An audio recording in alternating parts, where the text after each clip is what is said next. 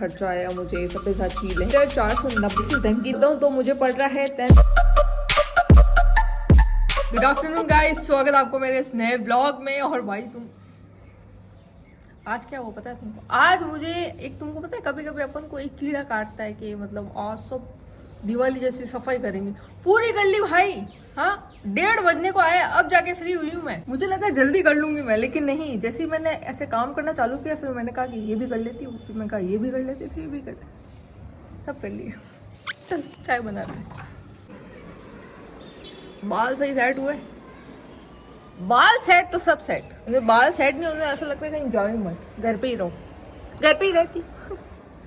शाम हो गई है बहुत सुहानी सी, और हे भगवान आज इतनी ऐसी सफाई छेड़ी भाई कि अब सब दुख रहे हैं कंधे वन। ठीक है अभी कोई ना, चलता है, कभी कभी तो करनी पड़ती है।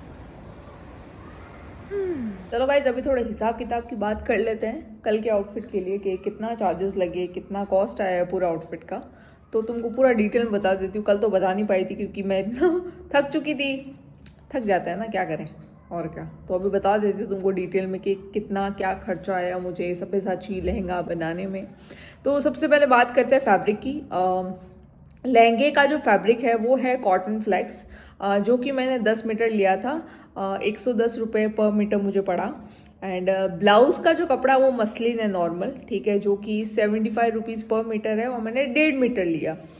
दुपट्टा जो है वो है मल चंदेरी बनारसी ओरिजिनल वाला, तो इसीलिए ये मुझे पर मीटर 490 रुपये पड़ा, और ये मैंने 3 मीटर लिया दुपट्टा, ठीक है।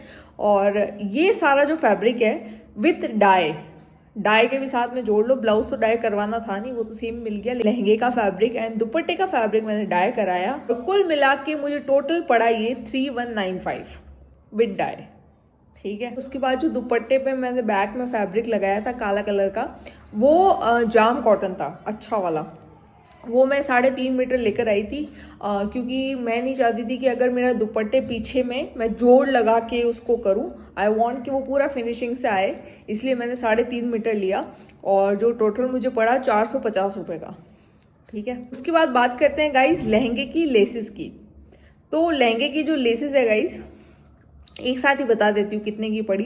टोटल मुझे लहंगे की जो लेस है, सिर्फ लहंगे की बता रही हूँ, वो पड़ी है 3940, 3940 की मुझे लहंगे की लेसेस पड़ी अच्छी खासी।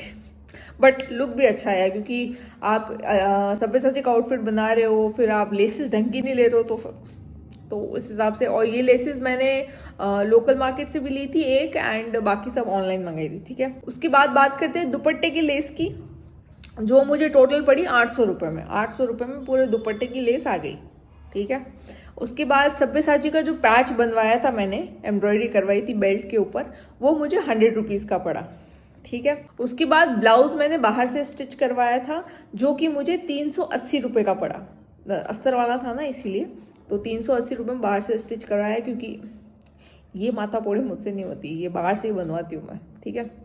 उसके बाद कैन स्कर्ट, वो मुझे अलग करवाना था, लहंगे के अंदर नहीं करवाना था। मतलब ऐसे तो मैं फैब्रिक लेकर आई थी, बट वो मैंने यूज नहीं किया, तो उसका मैं प्राइस लिख नहीं रही हूँ, ठीक है। तो कैन स्कर्ट के लिए मैंने पेटीकोट खरीदा 150 रुपीज़ का, एंड उसके ऊपर कैन लगाया, जो कि मैं 250 रुपीज़ में 5 मीटर कैन लेकर आई थी, तो वो मैंने लगाया।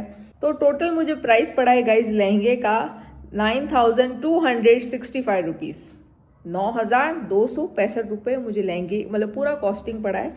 एंड मैंने ज्वेलरी भी खरीदी थी इस आउटफिट के लिए, तो वो तो ऑप्शनल है आप लोगों के लिए, मतलब आप लो नहीं लो, इट्स अप टू यू।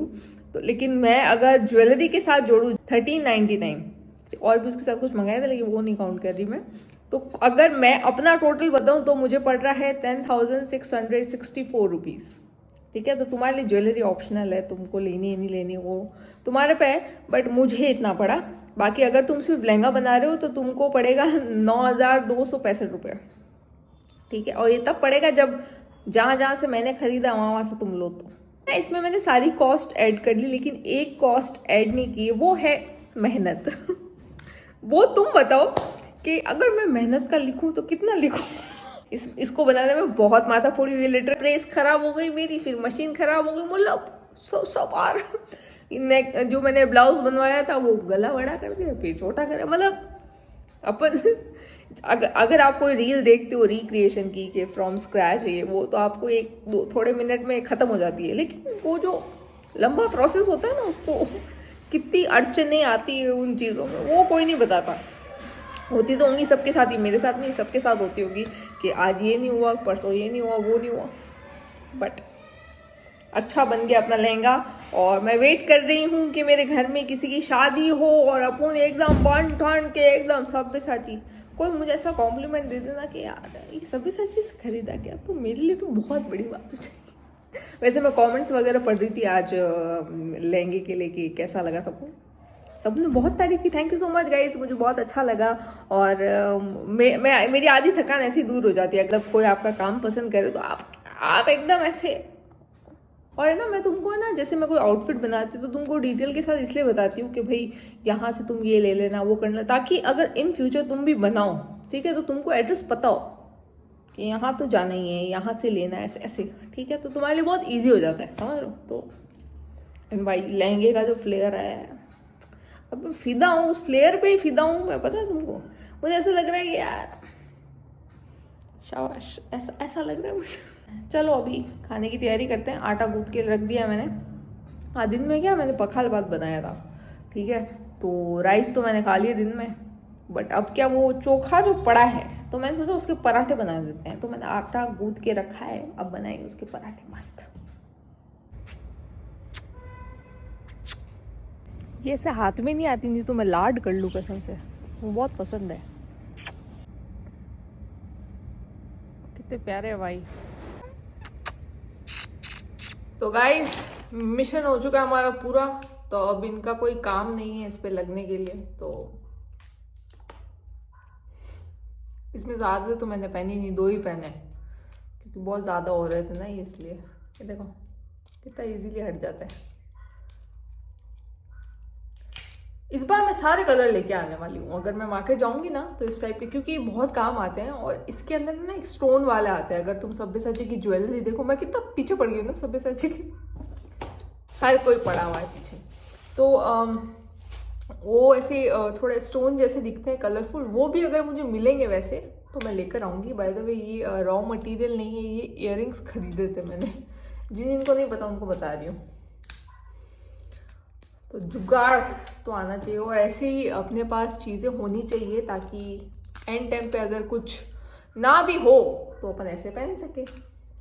और ये तो भाई इतना ज़्यादा वो हो गया था, हाथ में पहना ऐसा लग रहा था कसो भाई, हट जा भाई, लेकिन अच्छा लग रहा है क्या। सब्यसाची के पास ऐसी एकदम अच्छी ज्वेलरी है इस टाइप में, ये तो कुछ ज़्यादा ही बड़े हैं बट इजीली हट रहे हैं गाइस। बिफोर आफ्टर सारे वीडियो बता देती हूँ। या गाइस करते हैं इस ब्लॉग को यहीं पर end. Please like share comment subscribe my channel. Hope आपको वीडियो पसंद आया। Okay bye bye, good night. मैं हटाती हूँ।